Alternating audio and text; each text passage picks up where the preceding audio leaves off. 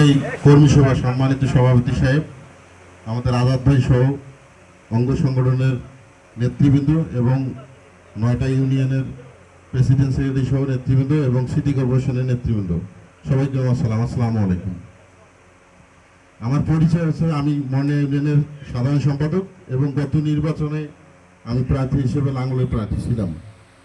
মানে সবাই আমাদের প্রার্থীর কথা বললো, কিন্তু আমাদের জাতীয় পার্টি দলটি মানে মূলত ভাঙার কারণ হচ্ছে, যেমন আমি একজন প্রার্থী ছিলাম, আমার প্রতিদ্বন্দ্বী, আমার আবার রাজনীতি গুরুই বলা চলে, মরুম রঞ্জু ভাই, আপনারা সবাই ছিলেন, উনি কিন্তু আমাদের প্রার্থী ছিল।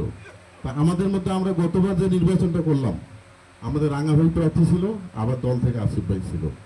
আজকে কিন্তু আমরা যারা আসছি এখানে অনেক আনন্দিত।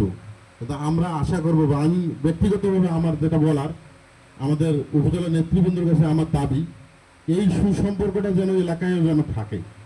এটা আমরা এখানে আসার পর থাকে, কিন্তু এলাকায় যে আমাদের মধ্যে বিরোধ সৃষ্টি হয়।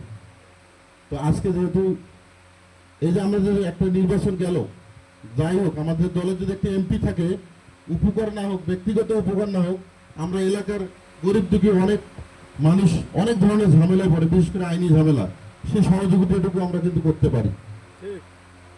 আর আমাদের মাঝে বরিষ্ঠ মঞ্জুর আলী ভাই যদি আসে, এই আসনটি উদ্ধার করতে গেলে 2জন ব্যক্তি মনে হয়, আমার ব্যক্তিগত মতামত, সরাসরি আমাদের মেয়র মহোদয় উনি যদি আসে তাহলে হয়তো এই আসনটা উদ্ধার হবে। আর দ্বিতীয় কোনো ব্যক্তি যদি স্থানীয়ভাবে থাকে, সেটা ব্যারিস্টার মঞ্জুর আলীর এর বাইরে আর কেউ নাই মনে হয়।